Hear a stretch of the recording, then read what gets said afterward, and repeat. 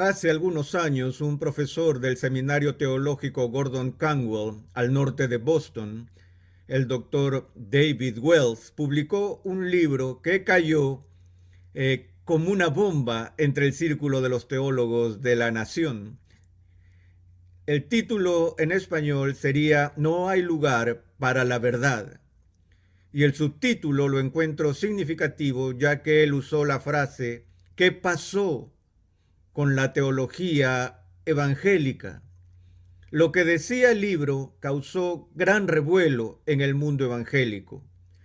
El doctor Wells expone aquí su preocupación por la desaparición de la teología confesional en la vida de la iglesia de hoy. Me gustaría iniciar esta serie leyendo un breve comentario de este libro del doctor Wells. Él hace esta declaración. La desaparición de la teología en la vida de la iglesia y la orquestación de esa desaparición por parte de alguno de sus líderes es difícil no notarlo hoy en día, pero, por extraño que parezca, no es fácil de probar. Es difícil pasar por alto en el mundo evangélico la adoración vacía que es muy frecuente, por ejemplo, en el cambio del foco central de la fe de Dios a uno mismo y la predicación psicologizada que él sigue a este cambio, en la erosión de su convicción, en su pragmatismo estridente, en su incapacidad para pensar agudamente sobre la cultura y en el deleite de lo irracional. Hace poco asistí a una reunión en Filadelfia. Era con la junta directiva de una organización conocida por la sigla ACE, que es la Alianza Confesional Evangélica, la cual se reunió en primer lugar debido al estímulo que produjo el libro del Dr. Wells, ya que este grupo estaba preocupado por ayudar a llamar a la iglesia de vuelta a su raíz confesional, entendiendo que el cristianismo tiene una teología. Ahora bien, el propósito de esta serie que iniciamos hoy es dar una visión general, una especie de vistazo de la esencia de esa teología que es llamada teología reformada. A diferencia de otras ramas del cristianismo histórico, no tendremos tiempo o la oportunidad de ver todos los detalles de la teología reformada, pero quisiera darles una especie de compendio, una introducción a las ideas principales que encontramos en la teología reformada. La primera cosa que quiero mencionar hoy es que la teología reformada es una teología.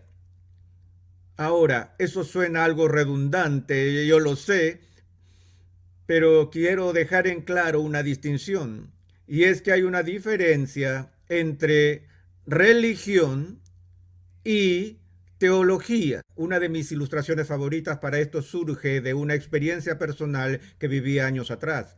Fui invitado por la facultad y la administración de una universidad en el oeste medio del país.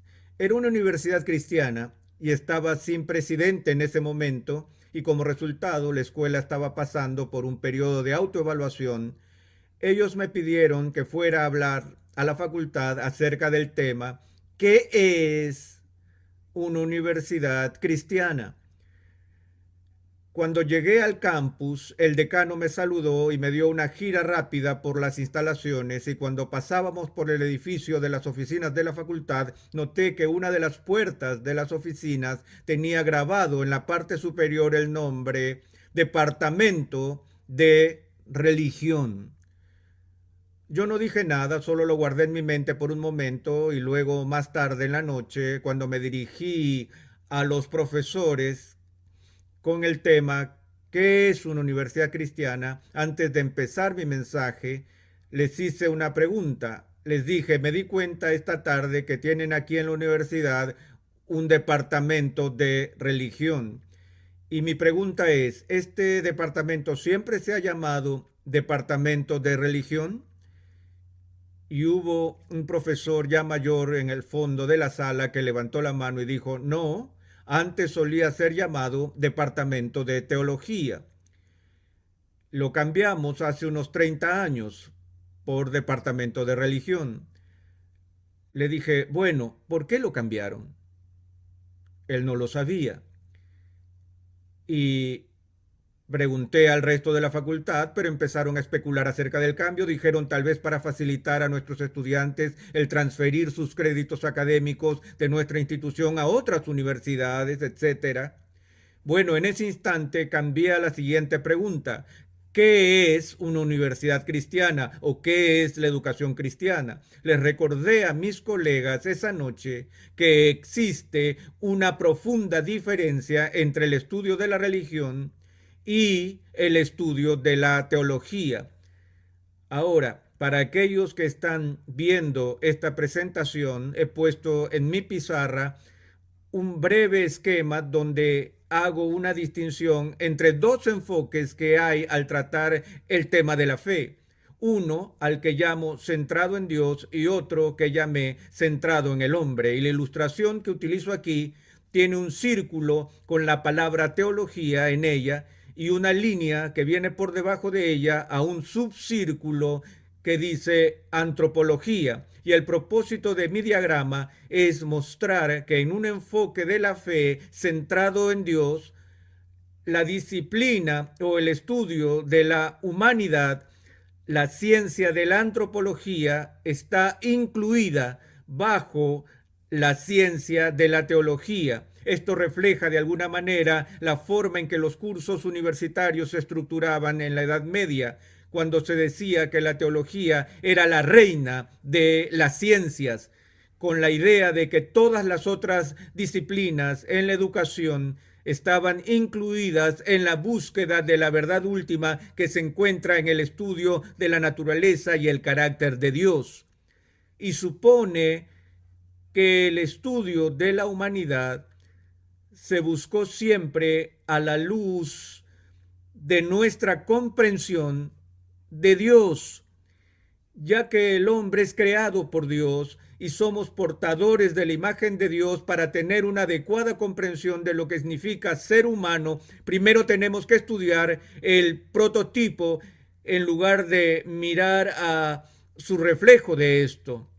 Y a continuación, por debajo de la línea central, tengo contenido en un círculo el enfoque del hombre centrado en las cosas que ve la antropología, y luego bajo un círculo más pequeño que dice religión.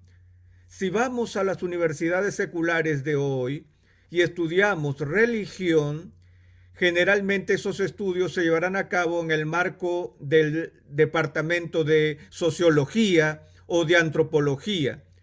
Y la diferencia es esta. El estudio de la teología es el estudio de Dios mismo. Primero y ante todo, el estudio de la religión es el estudio de un tipo particular del comportamiento humano. Nos damos cuenta que hay todo tipo de religiones en el mundo. Y cuando las personas están involucradas en la religión, están involucrados en ciertos actos característicos como la oración y la adoración y el sacrificio y el canto y la devoción y ese tipo de cosas, todas pertenecientes a los ceremoniales de las religiones humanas. Y cuando estudiamos la religión desde una perspectiva humana, estamos examinando cómo personas que tienen ciertas creencias sobre lo sobrenatural se comportan en su vida personal y en su vida de culto. Pero cuando digo desde un principio que la teología reformada es una teología, no una religión, quiero decir que no es simplemente una manera de comportarse que se puede determinar mediante el estudio de asuntos humanos. Se trata más bien de un sistema de creencias que es de hecho una visión de la vida y la cosmovisión con Dios en el centro. Ahora vivimos en una cultura que tiene ciertos axiomas y dichos que son populares en la nomenclatura del día. Ustedes deben haber escuchado decir que no importa lo que creas mientras seas sincero. Y esa idea comunica que lo que a Dios le preocupa realmente de nosotros es que seamos religiosos. No importa cuál sea la religión, siempre y cuando seamos sinceramente religiosos. Bueno, esa idea está en un punto de colisión con el cristianismo bíblico, porque en primera instancia la Biblia reconoce que el hombre es incurablemente religioso, es homo religiosus. Y donde quiera que miremos en el mundo nos encontramos con todo tipo de manifestaciones de la religión. Cuando el pueblo judío fue llamado por Dios y consagrado y apartado para ser una nación santa, no eran las únicas personas religiosas en el mundo. Todas las naciones alrededor de ellos tenían sus religiones particulares. Pero cuando Dios hizo este pacto con su pueblo y los llamó a ser santos, a ser diferentes, en el comienzo mismo de su ley, Él dejó algunas cosas absolutamente claras. Lo primero fue, no tendrás dioses ajenos delante de mí. Y lo segundo, no harás para ti mismo ninguna imagen. Al mismo comienzo del pacto del Antiguo Testamento, en el Sinaí hubo un énfasis en una fe que había de ser diferente a las otras religiones. Una fe que se centró y se centra en el carácter de Dios mismo. Ahora sabemos lo que ocurrió muy temprano en la historia de Israel en el Antiguo Testamento. Recientemente tuvimos una conferencia en Orlando sobre lo esencial de la fe cristiana y pedí la atención para ver un incidente que quedó registrado en el capítulo 32 del libro del Éxodo. Voy a leerles una parte de este episodio, empezando con el verso 17. Leemos lo siguiente: cuando oyó Josué el clamor del pueblo que gritaba, dijo a Moisés: alarido de pelea hay en el campamento. No es voz de alaridos de fuertes, ni voz de alaridos de débiles. Voz de cantar oigo yo. Ahora, imagínense este escenario. Moisés acaba de regresar del monte Sinaí. Él ha estado a solas con Dios, conversando con Dios, por así decirlo, cara a cara. Y cuando él desciende de la montaña, se encuentra con Josué. Y Josué viene a Moisés y le dice que escucha este ruido fuerte proveniente del campamento. Y el primer instinto de Josué fue imaginar que había algún tipo de guerra, porque no se escucha ese tipo de gritos, chillidos y alaridos de un tumulto de gente, excepto en el campo de batalla. Pero a medida que se acercaba dijo: espera un minuto, no es el sonido de victoria, no es el sonido de derrota, es el sonido de cantos lo que escucho. Y se dio cuenta de que se estaba acercando a la gran asamblea de los hijos de Israel, que habían sido convocados para la observancia religiosa, cantando vigorosamente en la celebración de su religión. Pero fue una celebración que se centró en un becerro de oro. Un becerro de oro que el pueblo le había impuesto y suplicado al sumo sacerdote Aarón que les hiciera, para que pudieran tener un Dios como todas las otras naciones. Un Dios que fuera tangible, un Dios que pudieran ver, un Dios que fuera contemporáneo, un Dios que fuera relevante, un Dios con el que pudieran emocionarse. Y el primer sumo sacerdote consagrado por Dios mismo sucumbió a las demandas de la gente y les construyó un becerro de oro. Ahora, mientras tanto, en lo que esto ocurría, inicialmente, Moisés, usted recuerda, había estado en el Sinaí en relación con Dios. Y Dios sabía lo que estaba pasando en el pie de la montaña, pero Moisés no. Escucha lo que Dios le dijo a Moisés en el versículo 7. Entonces Jehová dijo a Moisés: anda, desciende, porque tu pueblo que sacaste de la tierra de Egipto se ha corrompido. Pronto se han apartado del camino que yo les mandé. Se han hecho un becerro de fundición y lo han adorado y le han ofrecido sacrificios y han dicho a Israel: estos son tus dioses que te sacaron de la tierra de Egipto. Dijo más Jehová a Moisés: yo he visto a este pueblo, que por cierto es pueblo de dura cerviz. Ahora pues déjame que se encienda mi ira en ellos y los consuma. Ahora las personas se dedicaban a la religión, pero la religión que estaban celebrando era una religión que tenía una teología de este mundo, una teología que distorsionaba y corrompía el propio carácter de Dios, una teología que se alejó de la adoración verdadera y digna de Dios a la adoración de cosas hechas por el ser humano.